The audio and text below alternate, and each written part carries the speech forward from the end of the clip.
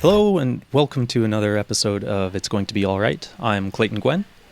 And I'm Niklas And we are carrying on with a little bit more info for our master's students this episode. But it's not, maybe most relevant to master's students right now for the spring 2021 semester, but applicable to anybody because we're just going to talk about what we do at the Writing Centre and what a consultation typically looks like. Yeah, because we do multiple things, but our main service is consultations. We help out bachelor, master, and also PhD students with writing everything from a report or a term paper to a thesis. So we cover a lot of different ground, and we thought it might just be good to talk about sort of the basics. How can you book a consultation? What does the process look like? When is it a good idea to get started? Some of the other things that I guess you and I, Niklas, would be typically telling people upon one of their first visits anyways. So for starters, it's a little bit difficult now with the ongoing university closure and corona restrictions, but we used to offer drop-in consultations. So you could come down to the Writing Centre office, knock on the door, ask if anyone was available, and you would get whatever time they had up to 30 minutes. So maybe that's a good starting point. That what can you get? You get approximately 30 minutes of time, up to 45 minutes of time if you're working on a thesis. Correct? Correct. Because of the corona pandemic, everything is done digital, and we use Microsoft Teams, and this is something that every student at NMBU should have access to, because you get like the Office package, the Microsoft Office package for free, and Microsoft Teams are included in that package. What you should do is that you should register at Microsoft Teams with your NMBU email, or that's probably done automatically. But use that email when you book a consultation, because we have, if you visit our homepage, it's you're probably best off just using Google. Just search NMBU Writing Centre and it's going to be the top hit, or in Norwegian NMBU Writing Centre, and you get straight in there. And under, I think at the front page, but also if you click opening hours, you're going to get a link that says book an appointment. And then you're in, and then you're into our booking system. In that booking system, remember to register yourself with your NMBU email or any other email that you frequently check. I would advise you to use your NMBU email, because that's the one who's connected to Teams. So then the writing advisor knows how to contact you. Everything then just fits like a glove. We can find you in the student and staff directories. So if we need to get in contact, we can actually just type in your name, and we don't need to worry about an email address because it should already be associated to your name. So it's just easier for us, and it makes the whole process a lot more streamlined. Yeah. Mm-hmm. So that's the way to book an appointment. And the writing advisor that you decide to book will usually just send you an email or a message over Teams, and just kind of verify that you have booked an appointment and the time and everything. And when it's time to do the appointment, the writing advisor will usually just call you over Teams, video called. And so all of that's all set up as part of the booking system that we use for the time and the day and the contact points. So maybe before we get into all of those fine details, the technicalities, like Niklas said, you're able to actually get to our booking registration system through the NMBU Writing Centre or Skrive Centre nettsida if you're using the English side. But I'm also going to include a link to the actual registration platform that we use. It's called Setmore. So NMBU Writing Centre.setmore.com takes you to where you actually end up booking and registering yourself in. And that's our booking system, basically. It's fairly straightforward process.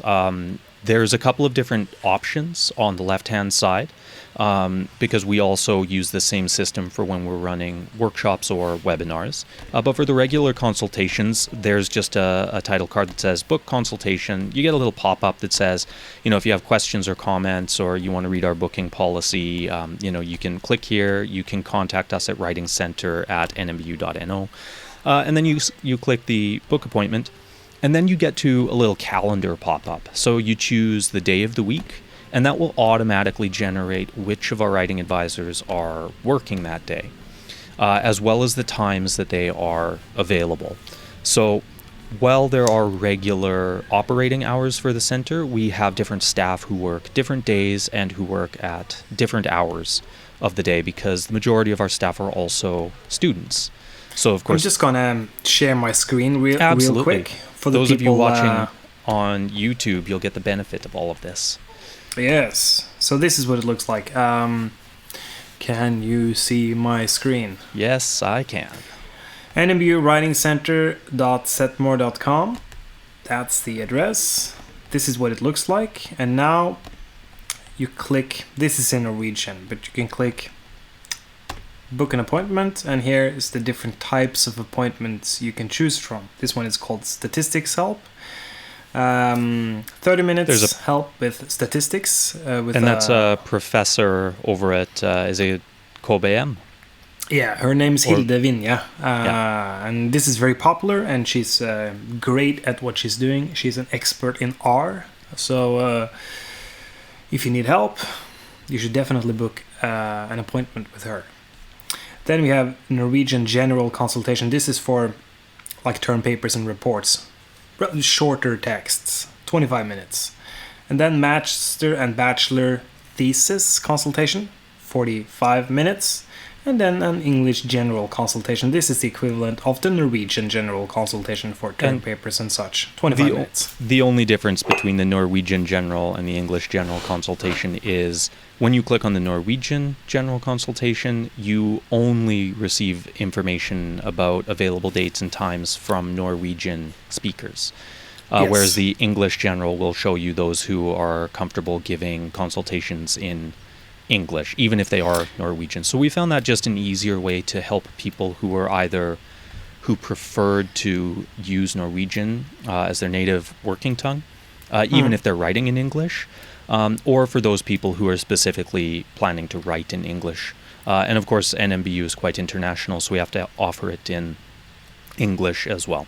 So that's really, it's the exact same consultation process. It's just an easier way to help you find who can offer you the service in the language that you prefer.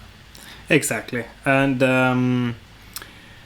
another thing is if you want a 45-minute appointment because you're writing a thesis, for example, then you just click this one. Doesn't matter if you speak Norwegian or English, then you will get into the different writing advisors, and then you have to make a choice there if you want to speak Norwegian, if you write in Norwegian, or if you want to speak English. That's kind of up to you. So why don't we go into that one, the Master and Bachelor let's click that thesis. One. And here we have the whole crew is accessible. Everyone gives thesis support. So everyone, all the Norwegian and all the English writing advisors are able to, you can book them here. So when you scroll over a name, for those of you who are just listening, it's a picture, a mugshot of all of the wonderful writing advisors that we have. When you scroll over their name, it shows you if they're available for English and or Norwegian. If it's not listed, then it is just English. But then you also get to see their schedule, what day and what time they're working at. And then you're also able to go over their profile and scroll down to get a bit more information about the other services that they provide. So if you just click Merete, for example, here we have when she's available, when she's working. And then you're just able to go through this little calendar system and choose. You can book up to 14 or 15 days in advance. You select the date, and then you select the time. So you start out first choosing who you want to meet with. So there, what's really nice, we have a little profile, a description. So Niklas is scrolling down that you can read a little bit about this person, their background, their education, some of their interests, so that you can also try to choose someone who might end up being the best fit for the type of research that you're doing. And we have people across multiple different disciplinary backgrounds. Yes, that's a big strength. And also, if you, let's say that you are not Norwegian, but you're not an American or Englishman or Canadian or something, let's say that you're Spanish, then Øyvind can definitely help you out because he speaks Spanish. This is something that you will also, this type of information is also included in the description. So it's always a good idea. Yeah. Do that extra research and see if there's someone who might be able to help you out a bit more specifically. Don't just pick the prettiest writing advisor, because they're all very beautiful people. You'll have a hard time deciding just Especially based off of that alone. Okay, so what happens if we choose one of them, Niklas? Let's choose Øyvind. Okay, then so we can choose and the first is you can choose on the right-hand side the time that's available, and if that person is booked on the day that you've selected, so right now you're choosing for February 9th, and Øyvind is available from 13 to 15. So he is fully available right now. There will be missing blocks of time that you won't be able to register for if that person is already booked. So if you click on that person, say Øyvind, and you click on the date, the 9th of February, and there's no time available, that's because the person is fully booked, and you'll need to try someone else, or you'll need to try even at a different time in the week or next week. Here he's already booked later because he works until 4. So then you have to choose another, somewhere between, in this case, between 13 and 15. That's when he's available. So then you can select the time, and then you have the option to sign up, log in, anything that you would like to do. And this is kind very of up to you, advised to but choose set more login and use your NMBU email. And then you can save that login, so every time that you use the registration system, your contact information is there. So then what you end up providing us with is your name and the department that you're under, and then a little bit of other information if you want to include about what you would like help with in the consultation. Then you confirm that, you'll get a confirmation email, and that is sent directly to the writing advisor that you've chosen, and then they can start to begin contacting you about setting up for the digital consultation. And if you prefer, you can also ask the writing advisor if they can give you written feedback instead of having a kind of an orally based consultation. You could send the text and then they will give you feedback, but the thing is that this will work kind of like any kind of consultation. You book an appointment, and when it's time for your appointment, they will use that time to go through a section of your text and give you written feedback and send it back by email. So if it's only a 25-minute appointment, then it's probably beneficial to include some pointers. So certain things that you want the writing advisor to focus on. So you get some kind of, you get some information about what you want help with. Because they only have, let's say it's only 25 minutes of giving you some kind of written feedback. Or 45 minutes if it's for a thesis. So that the information that you provide of what you would like the writing advisor to look at is really beneficial for us so that we know how to use that time. And it can range from anything. It's never too early. It can be too late to book an appointment. We were just talking about that before we started.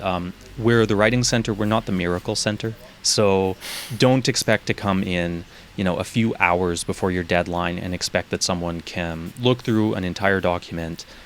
That's assuming that there even is a writing advisor who has availability that day.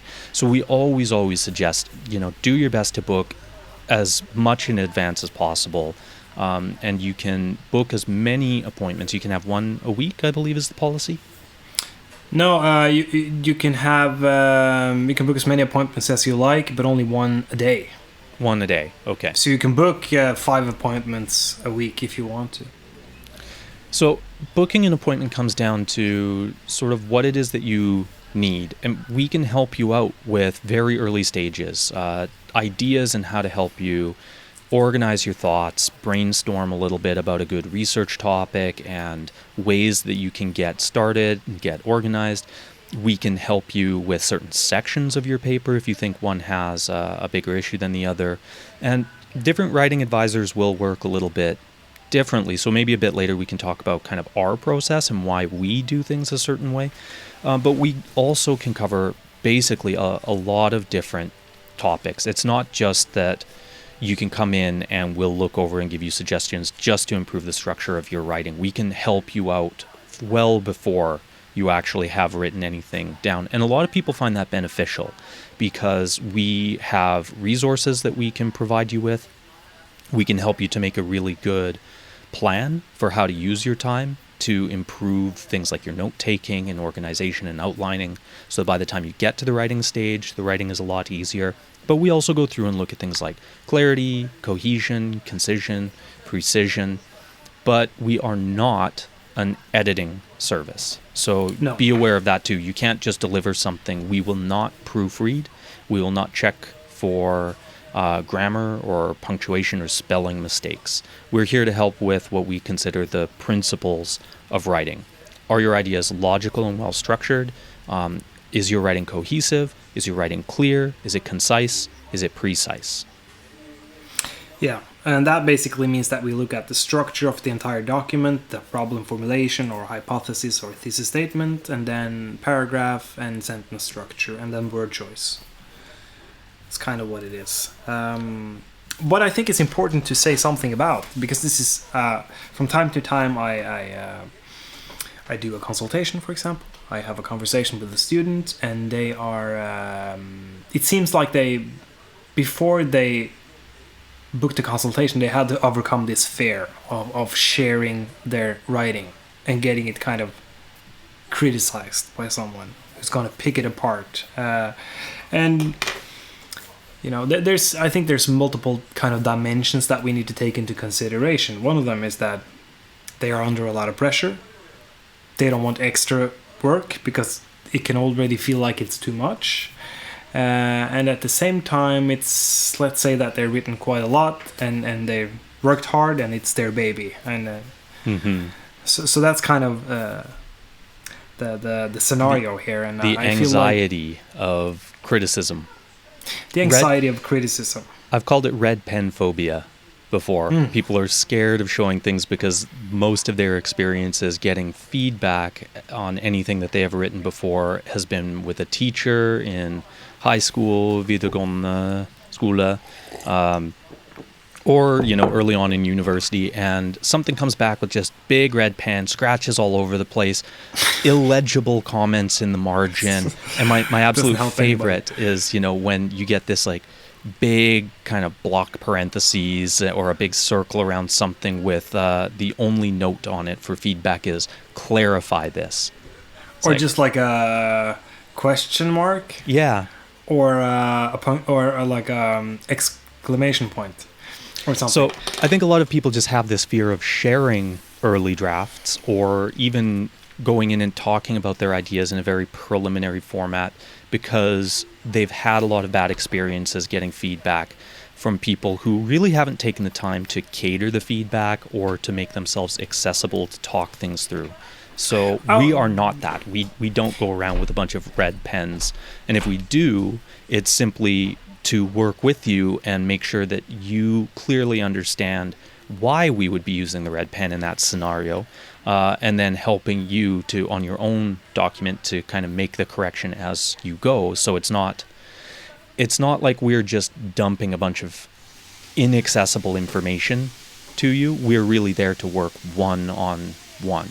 But it is a real phobia and fear that people have. And I think there's another thing here as well, which I find to be extremely important to say something about. And a lot of people are afraid of kind of being exposed in a way. Feeling like they're not good enough, not intelligent enough, or something that we're going to pick apart their their research and say that this isn't good or something like that. Find them out as a phony or a fraud. Yeah. And that's you're called not as smart as you think you are, and that's not the case. Anyone can look it up. It's called imposter syndrome, and there's a lot of research on it. So you go have a look at that and realize that, one, you're not alone, and two, it's totally normal to have that feeling. And we also have to remember that writing is a skill.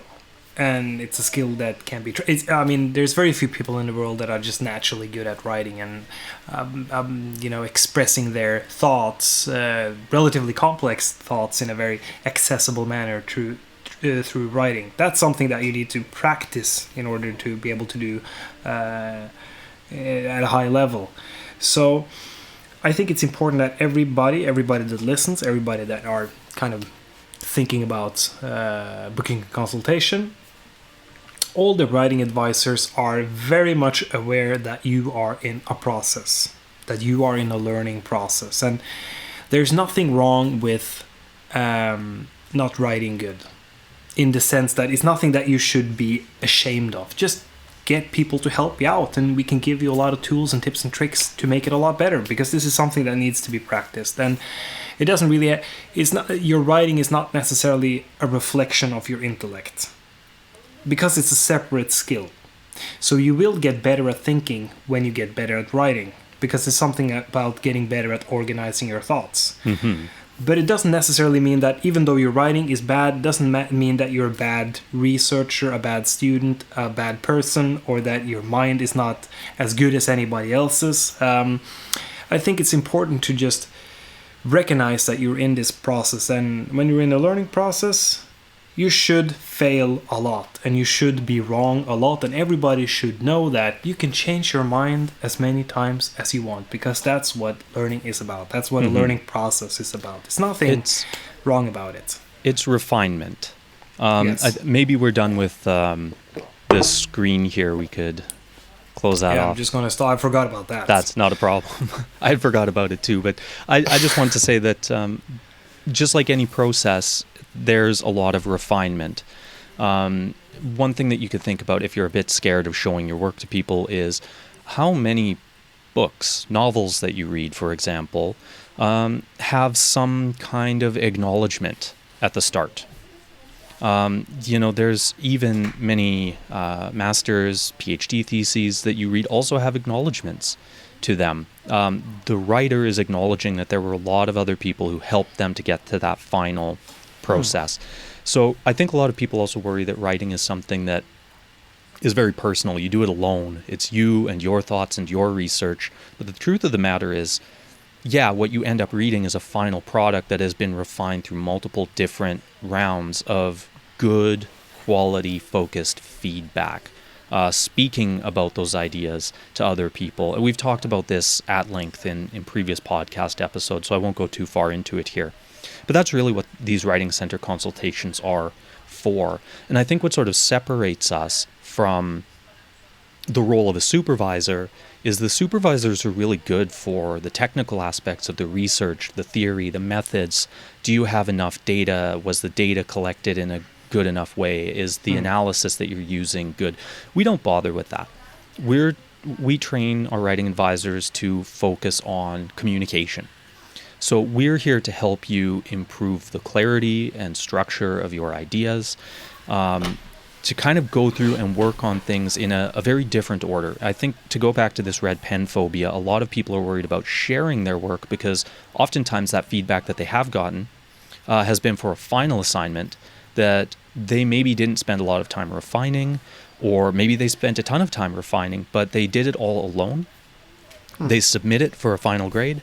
They get comments weeks or months later that they're not very clear, and they're usually focused on really small stuff. Most of my experience has always been like, clarify this, or highlighting or circling punctuation or grammar mistakes. It's like, well, that doesn't really help me improve the ideas.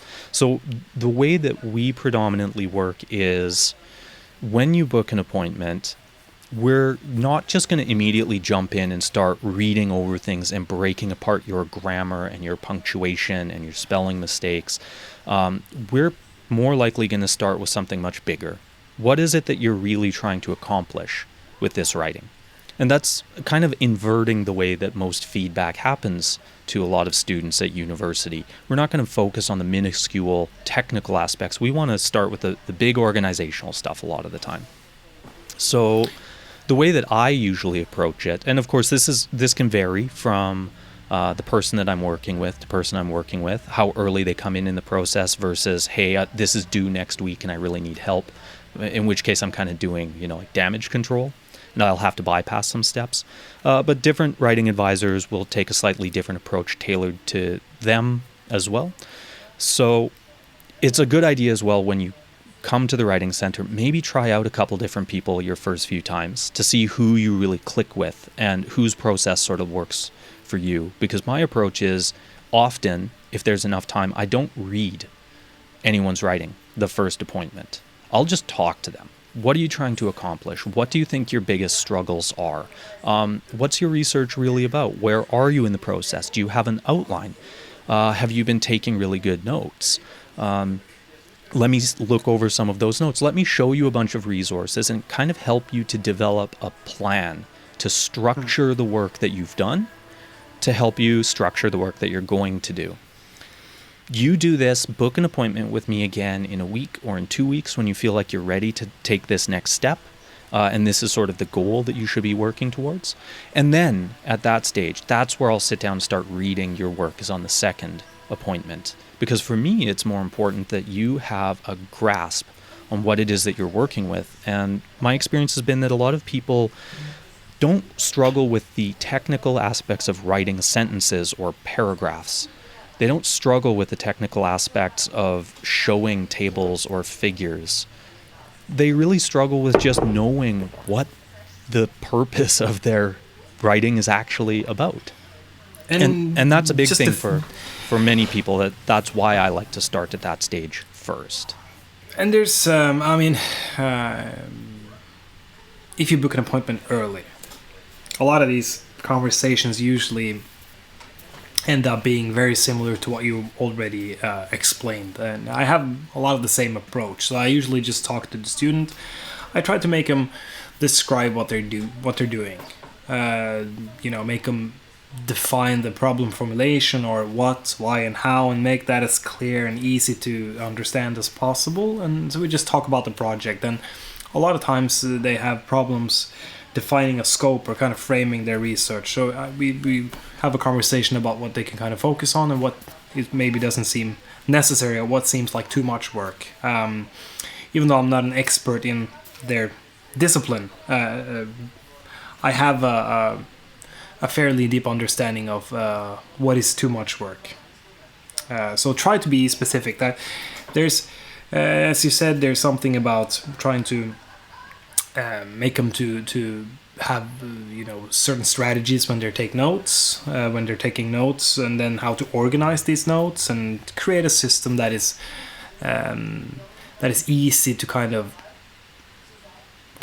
reshape or make into an outline, which will help your writing. So that's how, if you book a consultation relatively early in the semester, that's probably what it's going to be like. But you also have a different type of approach that I know some of the writing advisors are practicing, and it's let's say that the student have already written something. It could be an introduction or just like a 1 page of text or something, and it consists of a couple of different paragraphs. They usually just first talk to the student, try to figure out what they're doing and get the student to define it. And then they look at each paragraph and try to see if that paragraph communicates an aspect of that idea. And then they kind of try to rewrite it to make it communicate that idea as effectively as possible. And then they do that, which is with each paragraph. And that can be done in a variety of ways, some that we've talked about in previous podcasts too. We have one on... Do we have one on reverse outlining? Where I don't know if that's the title of it, but we've definitely talked about reverse outlining before. So that's another really useful strategy for those of you who are maybe uncertain what it is, or you've read about it, but you don't quite know how to put it into practice. That's sort of what you're describing, Niklas, is starting to look at structure and cohesion in the writing. And of course, I adjust my strategy based on, hey, I've got something due in a week. Okay, you've done a lot of work, you've got a lot of writing. Realistically, you have to start thinking about, well, what's going to be the most effective way of improving the writing? And it almost seems like a lot of people just want that proofreading. Can you spell check and make sure that, the English is correct? Well, here's something that most people don't really think about. In a fairly international society, my Norwegian is not very good, but a lot of people, like most of the time, understand what I'm saying or trying to say. Starting to become Norwegian. Pretty good. Well, Gotta thank say. you. It's what everyone says, but I don't have much of a benchmark except myself. So, I don't know. You're impressing me. I mean, you could probably do a permanent shift at some point in time if you want to. Well, thank you. But really, what I'm trying to say with this is we are so used to overlooking the small grammatical mistakes of someone who's trying to communicate to us in what's clearly a second language. Because we're looking for comprehension. Can we understand the big thing that they're trying to say by ignoring the small mistakes that they're making? I think that is equally important when it comes to writing, even if you are a native Norwegian speaker writing in Norwegian or a native English speaker writing in English.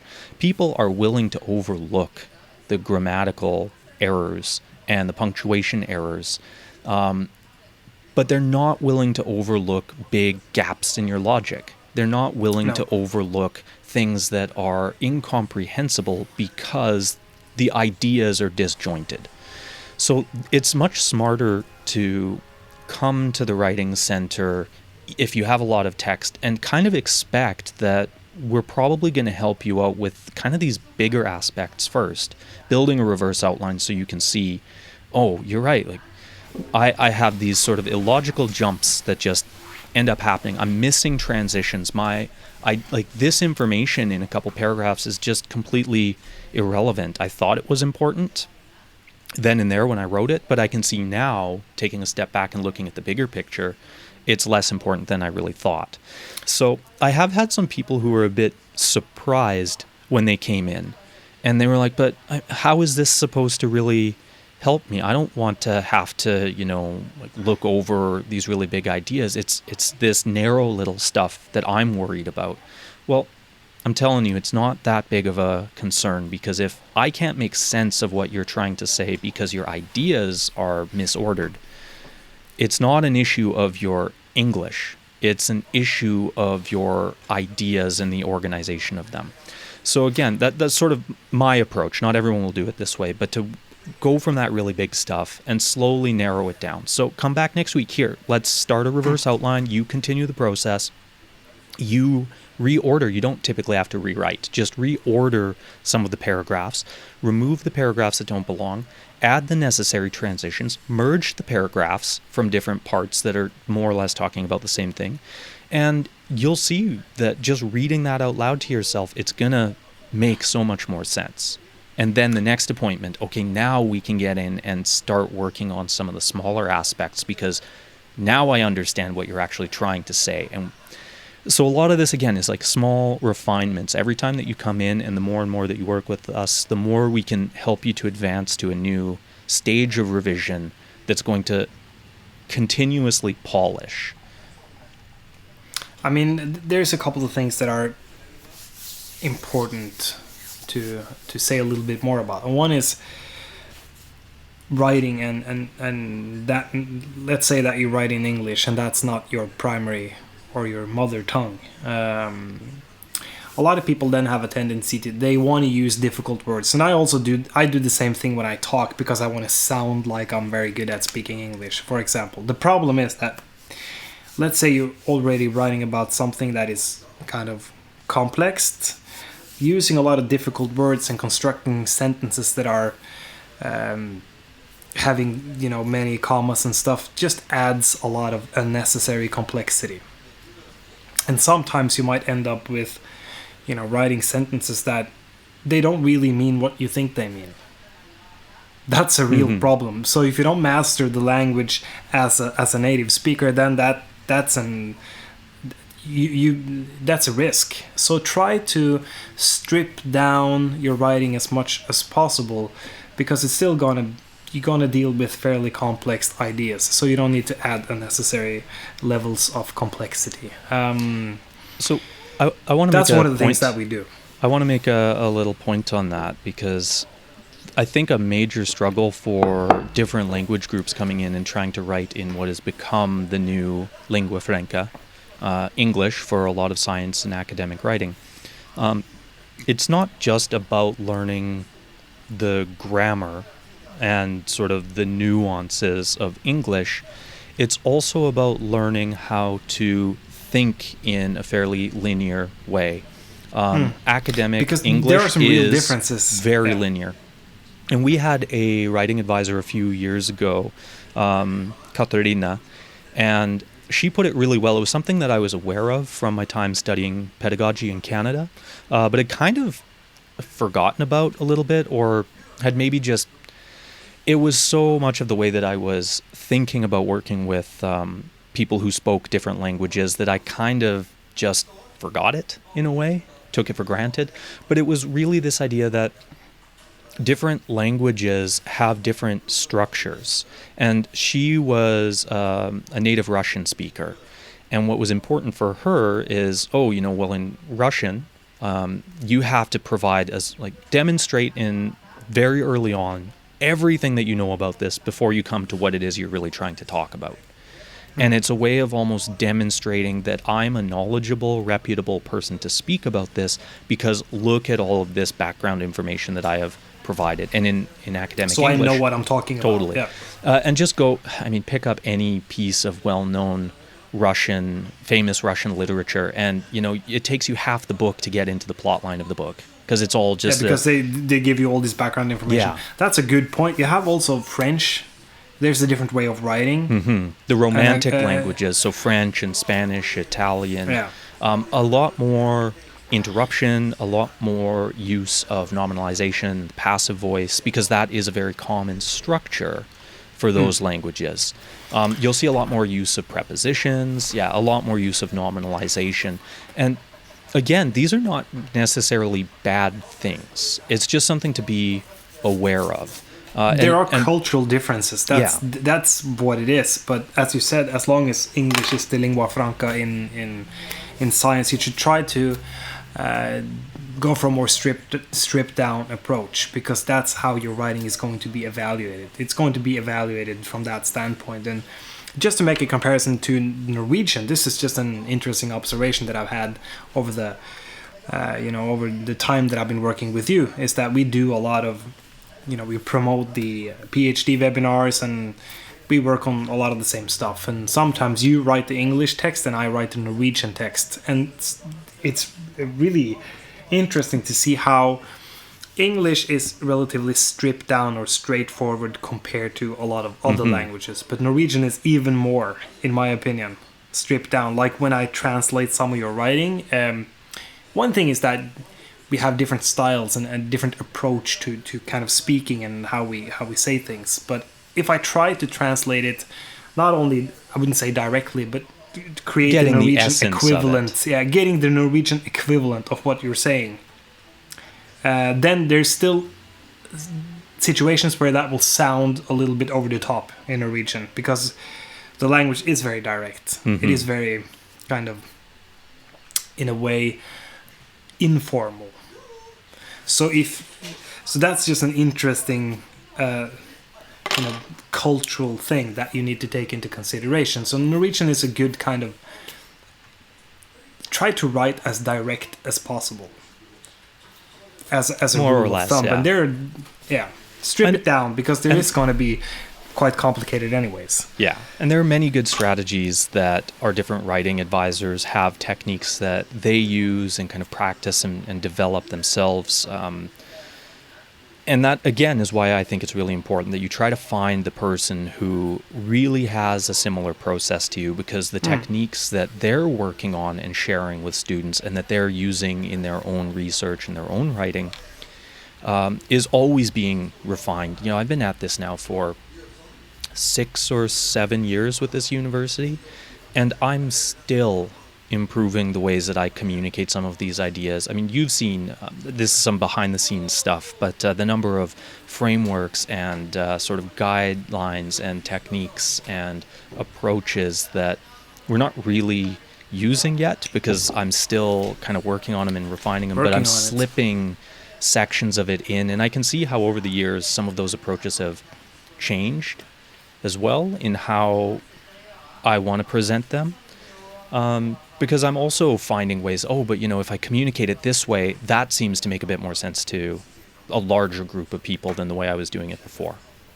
So again, a lot of this is refinement. A lot of it is not being scared that these are going to be quote unquote mistakes in your writing, because mistakes are sort of essential.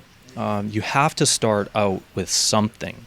And that's why I often think too, like, don't worry too much about the first draft. But if you don't know what you're researching and you don't know what your conclusion is, you don't know what should go in there, you need to have at least that stuff figured out in an outline first. But then the first draft, it could be wordy, it could be lengthy, it can have a lot of nominalization and passive voice and excessive jargon. Doesn't matter. It's just getting the ideas down so that you can start cutting away what doesn't need to be there to get to that kind of academic English that is embedded in there. And that's where... Or add things. Because the important here is that you've probably been consulting tons of different students over the years, right? And I've also consulted quite a few. And some of them are...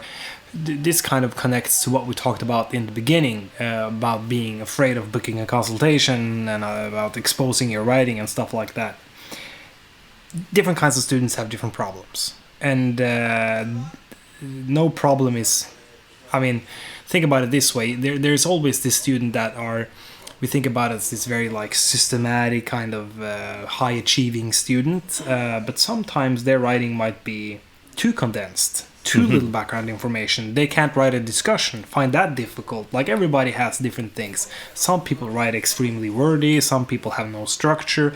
Different problems, different people. But I think it's important to remember that even the students that you kind of look up to because they seems to be very good at what they're doing, they also have problems in their writing. That's an excellent point, that everyone will be different and everyone will have different problems and face them differently. And what I've kind of noticed is, working with people over the years, I've identified what are kind of my main flaws in initial early drafts, and I've just come to accept them. Okay, I'm going to have I'm very wordy in early drafts as I'm kind of refining the idea. There's a ton of nominalization and a lot of interruption. So I kind of know after all these years that, okay, don't worry about it. Just write it, get that first draft done, because the next thing that I can work on is eliminating what I know are these big major problems that always recur. And maybe this is another thing that people get kind of worried about, is that they think that they're problems, that you need to correct them while you are sitting and writing, as opposed to allowing them to exist as part of your thought process. And correcting for them at a later stage when you're actually ready to correct for them. It's much more beneficial to have that. Totally. This is kind of... So there are those people. I just also want to mention, people who struggle with not having enough, when they come in and I look over it and, okay, well, what are you doing? And they can explain it as a minuta, or a minutia. It's so narrow that I can't really even understand how it connects to their field of research. And you sort of have to almost work backwards to, well, what is the relevance of this then? That's what we need to work on, because what your introduction and conclusion are missing is the importance of this research to your field. You're interested in what you're doing, but I can't see any way right now in the way it's presented that's going to make anybody else interested in it. So those are other people's different problems of being able to step back that little bit from, how kind of narrow their field of view is, to realize, hey, I actually need to make a connection here that's going to draw people in. I need to add information. Yeah. The interesting thing here, just talking about, my problems in writing, I have the same approach as you in the beginning, where I have accepted that my writing is kind of messy when I first just try to get my ideas down on paper or get some kind of overview of over the history that or the narrative that I'm trying to present. So then it's super wordy and lots of interruptions and strange sentences, but I don't really care.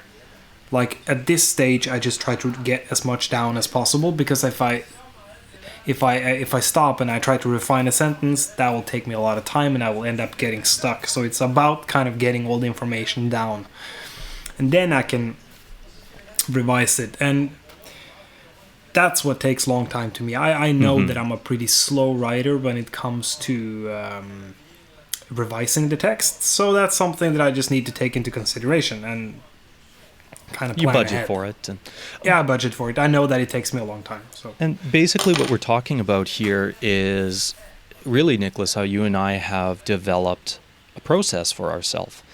And that's really what you can get from coming to the Writing Centre, is having someone who has a process, has tips and tricks, and can help you to define and refine a process that works for you. And what's great about it is every time that you come, you can kind of get one step further ahead. So we're really good to help you set goals, things that we want you to focus on, kind of giving you, I guess, what you could call like a framework to operate in. And once you've accomplished that task, okay, now we'll have a new task. It's a bit more focused. It's going to be a little bit harder. You're going to have to read more carefully. You're going to have to think more critically, because that's what you're really doing. You know, you're working through big but rather simple things down to very minute and kind of difficult things as you refine through your writing process. And you will hit a point where, okay, you know, within the timeline that you have, you know, you've got submission coming up soon. This, even though it's not maybe, you know, a completely finished draft that we've gotten all the way through to helping you become more concise and precise, at least your ideas are structured, cohesive, and clear. And that is way better than where it was a month or 2 months ago when you first came in. So what we want to help to do isn't just to correct things for you. What we're really doing is helping you to improve these processes. And I really can't stress this enough. A lot of people kind of walk away with this idea of, oh, but you know, once I'm done with my master's thesis, I never have to write anything again. No. We live in a world where most people don't pick up their phone. They send an email. So if you can't apply these same ideas to a professional email, are you going to be communicating as clearly as possible? You're probably going to end up having to write some kind of a report, a business report, or maybe you continue with research. Maybe you become an educator. You're going to have to write lesson plans. You know, you're going to need to know how to structure things. What comes first? What comes next? How to manage the time? How to get through everything and meet your deadline. So we're not just developing skills in you that are relevant to helping you write a term paper or a thesis. These are practical skills that have application in a much wider professional field as well. And I think that that's something that, if nothing more, even if you don't feel like you get the perfect thesis at the end, you're going to have a much better grasp on just what you can do and how you can apply yourself outside of university afterwards. Oh yeah, and this is just my personal experience, but this job that I have right now, I mean, I've never been asked about writing so many condensed things in my life before, like reports, different things for the homepage, emails, give presentations, send emails to people where you kind of give like a brief overview over what you're doing, and I get the same. They ask me to do the same thing every time, and that is like it shouldn't exceed 1 or 2 pages, no matter how complex the idea is. So this is something that I think is. Everybody's probably going to face this at some point if you end up having a job where they require you to do some kind of writing. Like, even if you're a professional researcher, you have to, try to get funding, and then you need to give a general overview of your project. You need to advertise for yourself, and all of this needs to be done. There's some pretty, Yeah, you want to be an entrepreneur. You need to be able to write a business pitch. And they will always ask you to, no more than one page, because let's say that you have to send a document to your boss or something. They don't have time to read 5 pages. They got time to look at half a page and make up some thoughts about that. So that's how it is. So being able to to communicate complex ideas clearly in as less writing as possible, that's something that you're probably gonna experience at some time. And it's a good idea to get started now. We're in the middle of February. Many of our students, our master's students, will be writing their final thesis, which, at least to my knowledge, don't quote me on this because it could change with changing university closures, openings, things like that. It's usually the 15th of May. That's not... Usually. Yeah, not a long amount of time. So it's a very short amount of time, to be honest. So get started early, book your appointments, make it something regular. Don't forget to keep regular appointments with your supervisor, as they have time for the technical side of things.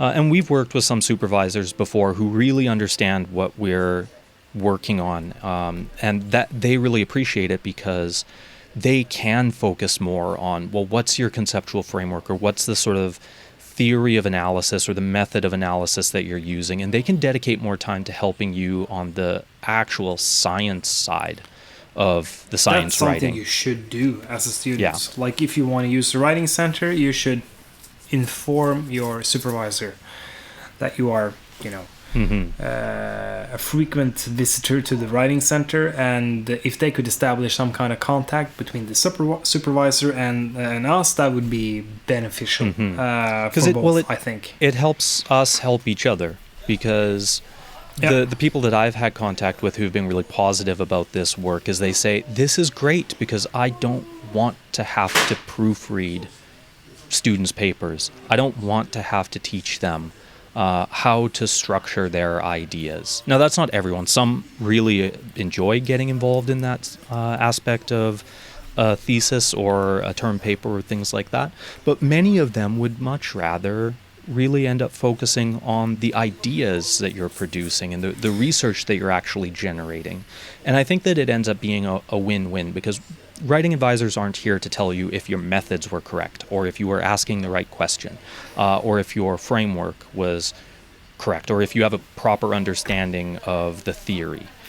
That's not our responsibility, because we want to focus on, okay, with the understanding and the evidence and information you do have, are you communicating it in a way that's clear, accessible, easy to understand, makes sense, and has the good stream of logic that's clearly written and as concise as possible. So just to illustrate the difference, let's say that you are trying to create a theoretical framework, and by doing so you're explaining lots of different concepts that you want to use to analyze something in your discussion section. So the writing advisor can look at, let's say, your theory chapter and see if they understand how you are trying to explain what these different concepts mean. They can look at, okay, are you communicating this in a way that is accessible to me or not? And does this make sense? But the writing advisor cannot help you with, let's say that you have misunderstood the meaning of a concept. The writing advisor will not notice unless they're a part of the same scientific discipline. So there we have the difference. Then you will need to ask your supervisor. Even then, we're very cautious to speak to that, because that, even if it is within our area of focus, it's not really our role. No. And we recognize that is the role of a supervisor. That's why they take students on, to help them with these more specific theoretical or methodological issues. And I'm going to say... Just go for it. One other thing real quick. And there's also another thing here, that sometimes, a student might come in and there's something about their project that I'm not sure if I agree. Doesn't matter what I think. You can still help them. I'm going to help you with the writing. Yeah. I'm not going to say anything about if I think it's beneficial to take C vitamins or not. It's not. That's not my role in this scenario. If the student asks me on my professional let's say that there's something in pedagogy or history or something that I can say anything interesting about. If they ask about my viewpoint on the matter, then I might say it, but it depends on the context, and in most cases I won't really bother comment on that. It's only if the ideas are communicated in a good way or not. And this is why I think it's also worth your time to come to the Writing Centre, because it's a bit of an unpopular opinion, but I don't mind being the one to voice it. Many people who work at universities are specialists within their scientific and research field. They're not trained in education and pedagogy. They're not trained in communication. While they have experience with publication and writing, all you really need to do is, when we talk about principles of good, clear, cohesive, understandable writing, and weigh some of what is currently in publication out there, there's a lot of stuff that we typically point out and say, good ideas, but really poor communication. If these supervisors or these researchers had have come and worked with us, we could have cut a lot of this down. We could have clarified the idea. There's room for improvement there. So I'm not saying that the experience that the supervisors can provide you with is poor. They are very well experienced, but you do need to recognize the limitations of what their specialization really is. And this is a sort of a new wave. More of the younger associate professors that I have been working with are really realizing this. We need to become better at communicating, because sort of the old method, it's on its way out. And we need to actually become better at instruction and at teaching, and we need to learn pedagogy and educational theory as part of our job working as supervisors. So you do need to be aware that there are these sort of divisions that happen, what the role of the Writing Centre is and what the role of your supervisor is, and gauge that for yourself. Do you have a supervisor who is capable of giving you really good, clear feedback on aspects of your writing? Or are they someone who seems to be better at giving you feedback that's constructive and beneficial on the technical side, the scientific side, and then come in and work with us for the communications side? One very concrete example is, let's say that you are studying something within engineering or something, and your supervisor can help you out with the math for a system, for like a pipe system or something, but we can help you out with how to communicate that in text. That's the difference. And at the end, this is something that you need to judge for yourself, because my experience of being there's really great supervisors. There are supervisors who are really great in their role but are not interested in the communication aspect, but those tend to be the people who probably want you to go to the Writing Centre anyways.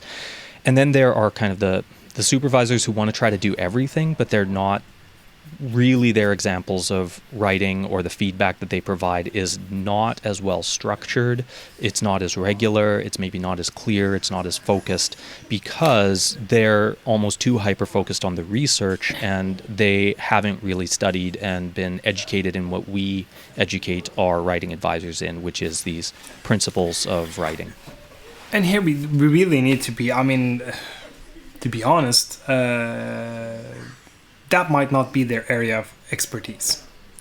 That's just the way it is. There's tons of people that are, professional researchers or professors, but they're not necessarily that well versed when it comes to how to construct different types of papers. That's the way it is. It might sound a little bit ridiculous, because you think that your professor is well versed in this and they really know what they're talking about, but not always. They might be, as you said, hyper-focused on more of the scientific aspects of what they're doing, and then maybe teaching or maybe, trying to communicate it to the students. But when it comes to constructing a paper, they might not be that the best person to ask or to help you out with the actual writing. Another thing, this also happens, unfortunately. People who have a supervisor which is maybe not that well fitted to be a supervisor. That also happens, unfortunately. I think it's extremely important to address it now, because there are a lot of students, or most students are or all the students are working from home, isolated from their respective communities, and I don't know how much you're able to communicate with their supervisor. And it also comes down to not just how much communication there is, but the quality of it. Yeah. I've had it, and I have made a clear point when I realized that this is not working for me and will not be beneficial to me as I move into a new stage of my research. Now is the time to deal with it. Try to find someone else who, kind of the same way that I said, shop around a bit with the writing advisors, read the descriptions, their biographies, what their background is, what their interests are. Try out a couple through 2 or 3 different consultations. And this is also just one of the things that can end up happening. You get assigned a supervisor and you just sort of go with it, even if it's a bad fit. And Unfortunately, it's not every example, but there are the horror stories that are out there. So if you feel like you're in a bad fit, shop around, go look at other professors or associate professors who are capable of being supervisors in your department, read their biographies, read some of the literature that they've produced, and then get in contact, go through the official channels. We're not the right place to talk about that. You should be speaking with your department and with SIT for more information about it, but the same technique applies. Do a bit of homework on who could be a better fit for you and see if you can get that switch to happen. And I think one important thing, just like a final tip, when, let's say you're on supervisor shopping, don't be too impressed by academic achievements. Be more impressed by if they gotten good reviews by all the students. Punctuality, clarity, actual helpfulness. Because there can be the rock in your stars. Project. Yeah, we talked about this before. Before the podcast, people kind of end up being rock stars in a way. But being a rock star doesn't necessarily mean that they have that much time or interest in taking on other students. So no, yeah, they might you're have, absolutely right. A lot on their plate already, managing their career, being at the forefront of their, research in their specific discipline.